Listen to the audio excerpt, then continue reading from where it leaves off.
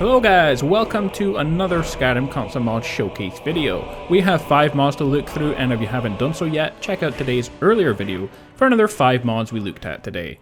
All of these are mods from the past 3 days in fact, as we took some time off, but they are just the bigger mods that were out. Well guys, let's not waste any time and jump into our first mod of the day. Tools of Kagrenac by Unyielding Flame, a weapon mod that brings to the game the weapons Sunder and Wraithguard, which are now to go with the Keening, which was added to Skyrim, whereas the other 2 tools were not. So with the mod, you can now acquire them for yourself by travelling to the College of Winterhold and picking up the Book of Tools of Kagrenac to start a quest to find the actual tools.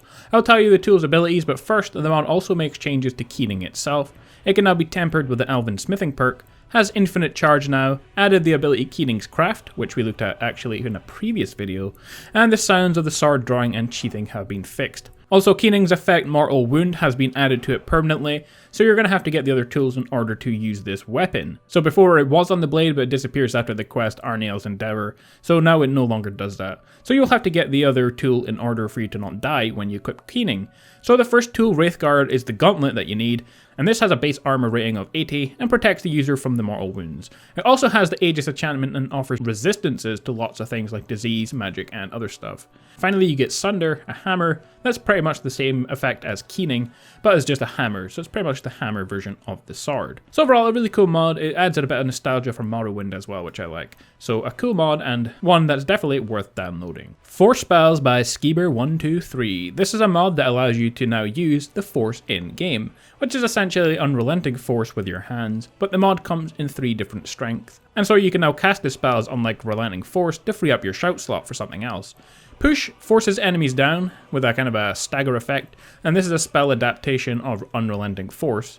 Accelerate pushes enemy away and down. And Propulsion, similar to Accelerate, the effect is a massive area and the push power is extremely powerful compared to Accelerate. So overall, this mod is pretty simple, but it adds in a lot of fun. You can take out loads of enemies at once. You can even attack your own companions with it. To get the spells, you have to go to the player home in Whiterun, so Breeze home, and there will be a chest with all the spells just on the outside of your home. Bigger Trees by Shrouded Legacy. If you want your game to be bigger, fuller, and more like a fantasy game should be, then install Bigger Trees. It's going to make all the trees in game between 0.7 and 6 times in size, so some of the trees will be huge, and some will be a bit smaller, in order to make the trees look more diverse. Most though will be bigger than they were in vanilla.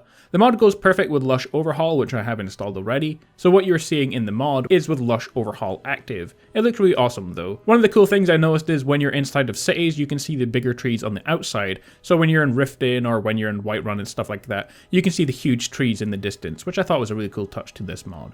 So if you're looking for some cooler, bigger fantasy style trees, then definitely check out this mod. Better Riften Performance by The Lawful. Finally, a mod that improves Riften. The town with so much crap in it, it's always foggy and always laggy for me anyway. In fact, the entire Rift area is a bit choppy for me, so this is a welcome mod. The mod removes tree thickets and 3 different types of leaves inside of Riften, and also makes some tweaks to the lighting and water as well. I think it makes the water slightly greener looking as well, so that's pretty nice. So now you can enter into Riften and have it feel way more seamless. You can now engage in 20-on-1 battles with the town's guard without fear of your game crashing. So a small tweak, but a nice mod overall.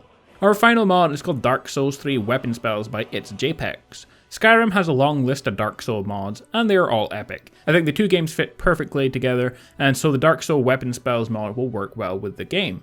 The mod adds 6 spells through the game that equip to your left hand, and upon casting will buff your right hand weapon with great enchantments, like fire damage, shock damage, magicka damage, all for a limited time, and of course you have to have no enchantment on the weapon already, so you can only enchant the basic weapons, no enchantments on them. So the following spells are added and spread throughout various locations around Skyrim. Karthus Flame Arc adds 20 points of fire damage to your weapon, and it's found in Mehrunes Dagon's Shrine. Frozen Weapon, 20 points of frost damage, and it's found in Auriel's Inner Sanctum, behind the first Ewer door with the Frost Giant.